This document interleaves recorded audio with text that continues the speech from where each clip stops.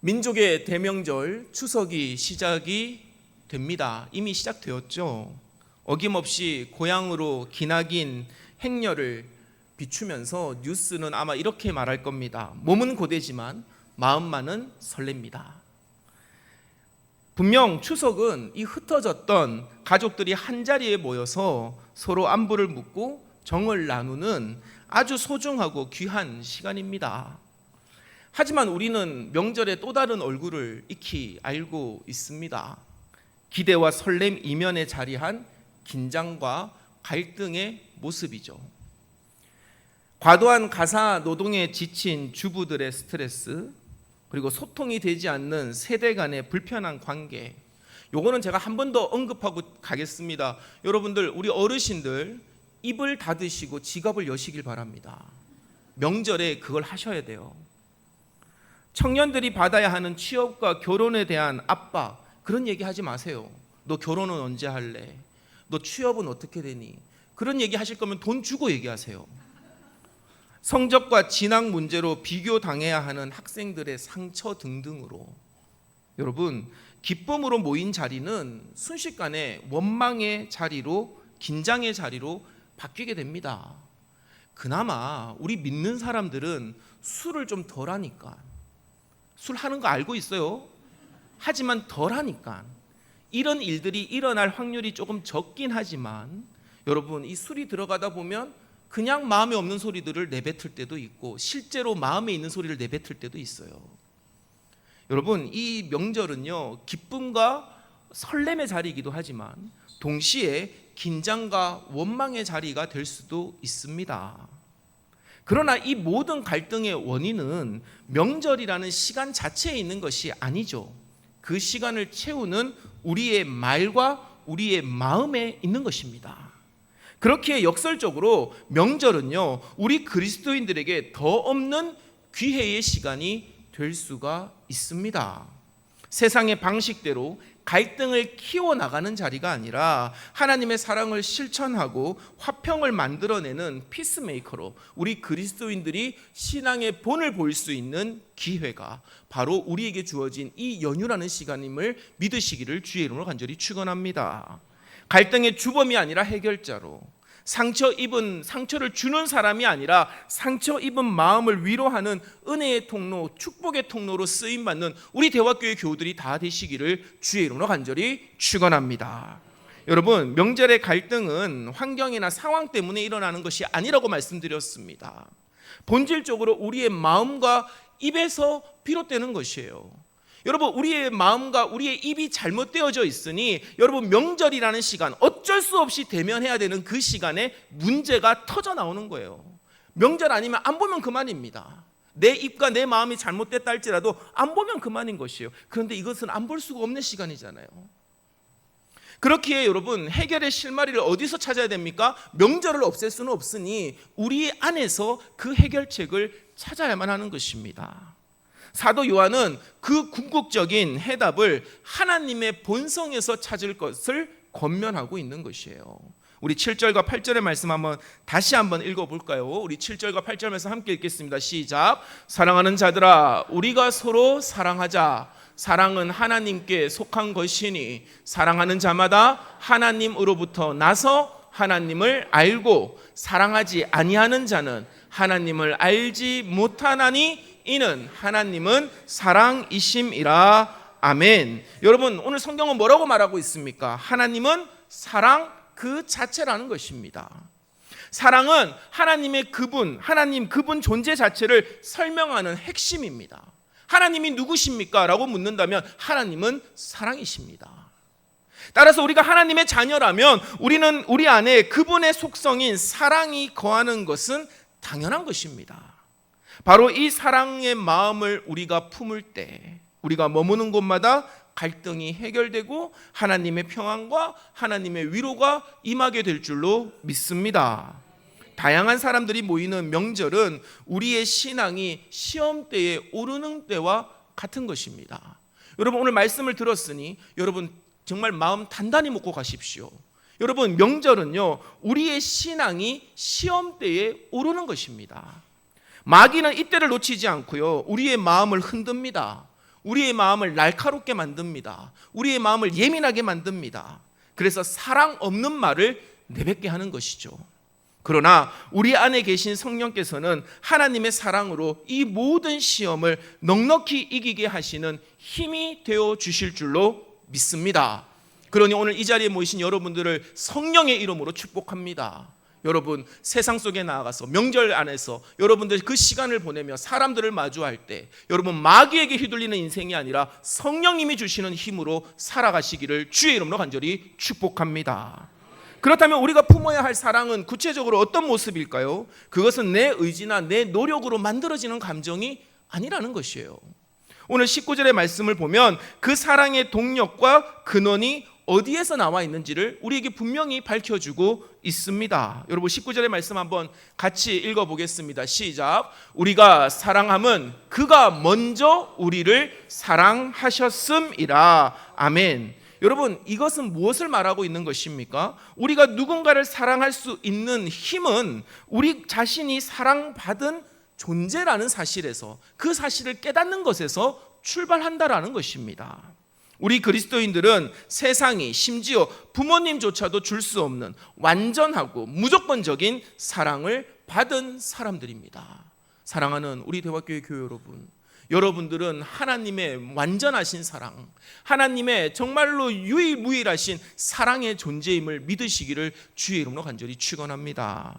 죄로 인해 죽을 수밖에 없었던 우리를 독생자 예수 그리스도를 아낌없이 내어주신 그 하나님의 놀라운 사랑을 받은 사람들이라는 사실입니다. 그렇기에 기독교적인 사랑의 또 다른 이름은 용서인 것이죠. 우리가 하나님의 헤아릴 수 없는 용서, 그 사랑을 경험했기 때문에 우리 또한 다른 이들을 용서할 수 있는 힘을 얻게 됩니다. 용서는 단순히 상대방의 잘못을 한번 봐주는 시혜적인 행위가 아닙니다. 용서는 상대방을 이해하고 상대방의 그 있는 모습 그대로를 받아들이는 용납이라는 것이에요. 사랑하는 우리 대화교회 교회 여러분, 여러분 명절에 그래도 가족들과 친지, 부모님을 찾아보는 그 자녀들, 그 가족들, 친지들을 있는 모습 그대로 용납할 수 있게 되기를 주의 이름으로 간절히 당부합니다. 용납하셔야 돼요. 용납하셔야 돼요.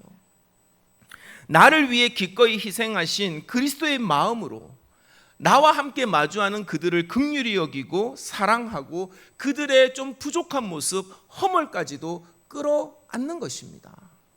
이 사랑의 용서는요, 어른이 아이에게, 강자가 약자에게만 베푸는 것이 아닙니다. 자녀가 부모에게, 아랫사람이 윗사람에게, 며느리가 시부모에게도 실천할 수 있는 가장 적극적인 사랑의 표현입니다. 이 마음을 품을 때 우리는 비로소 세대를 넘고 관계의 벽을 넘어 진정한 화해와 일치를 이룰 수 있는 줄로 믿으시기를 주의 이름으로 간절히 축원합니다. 제가 아까 뭐라고 했습니까? 입은 닫고 지갑은 여십시오. 그래서 우리 어르신들이 뭔가 말하고 싶을 때 꾹 참고 지갑을 여세요. 그러면 말하지 않아도 알아요. 여러분, 현금이 정의입니다. 현금이 정의예요. 너무 속물처럼 보입니까? 여러분, 뭘로 사랑을 표현하시겠어요? 그렇게 하시는 거예요. 자녀된 여러분들에게 권면합니다. 부모의 부족한 모습이 보이죠? 여러분, 말하고 싶을 때마다 참으십시오. 그리고 봉투 준비한 거 있죠? 그거 그냥 드리세요. 말하지 않아도 아는 것입니다. 사도 요한은 여러분, 우리가 받은 사랑이 반드시 구체적인 행동으로 나타나야 한다는 것을 강력하게 선포합니다. 제가 여러분 괜히 하는 소리가 아니에요. 오늘 요한은 뭐라고 얘기합니까? 우리가 받은 사랑이 구체적인 행동으로 반드시 나타나야 한다는 것을 강조하고 있습니다. 여러분 20절의 말씀 한번 같이 읽어볼까요? 20절의 말씀 함께 읽겠습니다. 시작. 누구든지 하나님을 사랑하노라 하고 그 형제를 미워하면 이는 거짓말하는 자니 보는 바 그 형제를 사랑하지 아니하는 자는 보지 못하는 바 하나님을 사랑할 수 없느니라. 아멘. 여러분, 이 20절 말씀만큼 명확한 말씀이 어디에 있습니까? 눈에 보이는 형제 자매를 사랑하지 않으면서 눈에 보이지 않는 하나님을 사랑한다는 것은 논리적으로도 신앙적으로도 성립할 수 없는 거짓말이라는 것이에요. 여러분, 제가 인천에서 사역할 때 일이었습니다. 여러분, 그 장로님 가정들이 있었어요. 장로님 가정들이 있었는데 그 자녀들이 교회를 하나도 안 나오는 겁니다. 그 자녀들이 이제 제가 교육부 담당이었으니까 그 아이들을 제가 케어해야 되는데 그 아이들이 나오지 않아요. 중학생이 되고 고등학생이 되고 대학생이 되니까 교회들을 뿔뿔이 흩어지는 겁니다. 나오지 않습니다.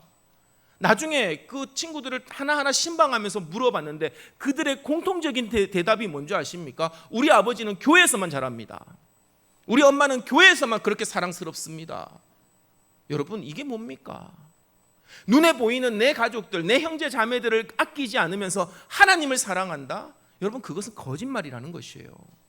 사랑하는 우리 대학교의 교회 여러분, 저와 여러분이 하나님을 사랑하는 그 마음으로 우리의 가족들을 온전히 사랑하고 우리의 가족들의 든든한 지지와 버팀목이 되어주시기를 주의 이름으로 간절히 축원합니다. 그래서 여러분의 자녀들이 여러분을 바라보면서 하나님을 발견할 수 있게 되기를 주의 이름으로 간절히 축원합니다. 여러분의 자녀들에게 권면합니다. 하나님을 섬기는 마음으로 여러분의 부모들을 공경하시기를 바랍니다.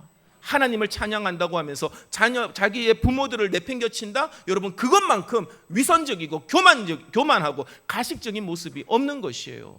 오늘 말씀을 기억하십시오. 하나님을 사랑한다는 것은 곧 내 가족과 내 형제와 내 자매와 내 이웃을 그와 같이 사랑한다는 것입니다. 세상 사람들이 우리 그리스도를 향해서 손가락질하며 비판하는 지점이 바로 여기에 있지 않습니까? 하나님을 믿는다면서 어떻게 그럴 수 있는가? 우리의 삶이 하나님의 사랑을 증거하지 못할 때 우리의 신앙은 매우 공허한 구호로 전락하게 되는 것입니다. 명절에 모인 가족과 친지들은 우리의 신앙의 고백을 듣는 청중이자 우리의 삶을 통해서 하나님의 사랑을 목격하는 가장 가까운 관객들입니다. 말 한마디, 작은 행동 하나하나에 하나님의 사랑을 담아내시기를 주의 이름으로 간절히 당부합니다. 여러분, 이것은 단순히 윤리적인 차원의 문제가 아닙니다. 우리에게 주어진 가장 중요한 계명이라는 것이에요. 여러분, 21절의 말씀 한번 같이 읽어봅시다. 21절 말씀 함께 읽겠습니다. 시작. 우리가 이 계명을 주께 받았나니 하나님을 사랑하는 자는 또한 그 형제를 사랑할지니라. 아멘. 여러분, 이 명령에 순종하는 것이야말로 우리의 믿음이 참되다는 가장 확실한 증거입니다. 그래서 저는 여러분, 명절이 너무 좋습니다. 왜? 굳이 전도하지 않아도 알아서 찾아오잖아요. 믿지 아니하는 가족들, 친지들이 찾아오잖아요. 여러분, 그들에게 우리의 믿음을 증거할 수 있는 좋은 기회입니다. 여러분, 이 기회를 놓치지 마시고 오늘 이 말씀대로 하나님을 사랑하는 그 마음으로 하나님을 섬기는 그 놀라운 노력과 헌신으로 여러분의 가족과 여러분들의 친지들을 환대하고 사랑하고 품어주시기를 주의 이름으로 간절히 축원합니다. 여러분, 오늘 우리는 주님의 살과 피를 마주하는 성찬을 마주합니다. 성찬은 우리를 향한 하나님의 사랑이 얼마나 위대하고 희생적인 것인지를 보여주는 한편의 감동적인 드라마와도 같습니다. 우리는 이 떡과 잔을 통해서 우리를 위해 모든 것을 내어주신 예수 그리스도의 숭고한 희생을 기억합니다. 그리고 아들을 보내어 주시기까지 우리를 사랑하여 주신 하나님의 그 깊으신 사랑을 깨닫게 되는 것이에요. 이 거룩한 성찬에 참여하는 우리는 이제 그 사랑을 삶의 현장으로 가지고 나아가야만 합니다. 여러분, 예배당 안에서 드리는 예배는요, 비교적 쉽습니다. 여러분, 우리가 이 교회 안에서 드리는 예배는요, 비교적 쉬워요. 매뉴얼이 다 있잖아요. 주보에 언제 일어나라면 일어나고, 언제 노래 불러라면 노래 부르고, 언제 기도하라면 기도하고, 언제 설교 들으라면 설교 듣잖아요. 여러분, 예배당에서 드리는 예배는 비교적 쉬운 것입니다. 그러나 우리의 삶 가운데서 특히 갈등과 긴장이 도사리는 이 명절 연휴의 한복판에서 하나님을 의식하고 하나님을 예배하는 것은 참으로 어렵습니다. 그때마다 우리를 위하여 십자가를 지신 예수 그리스도를 기억하시기를 바랍니다. 우리가 받은 그 사랑과 용서, 오늘 이 성찬, 이 성체를 기억하시기를 바랍니다. 성령께서 우리와 함께 하시며 모든 것을 넉넉히 이길 힘을 주실 줄로 믿습니다. 여러분, 다가오는 추석 명절, 그리고 이제 우리가 지내야 할 이 추석 명절이 그리스도인답게 사랑하고 용서하고 이해하고 용납할 수 있는 은혜의 시간이 되기를 주의 이름으로 간절히 축원합니다. 우리의 말과 행동을 통해 상처받은 이들이 위로를 얻고 여러분 지친 이들이 평안을 누리게 되기를 주의 이름으로 간절히 당부합니다. 그래야 우리의 가정이, 우리의 모임이 하나님을 온전히 예배하는 거룩한 장소가 되기를, 여러분들이 가는 곳마다 예수 그리스도의 복음이 드러나고 하나님의 사랑과 은혜와 복이 넘쳐나게 되기를 우리 주 예수 그리스도의 이름으로 간절히 축원합니다.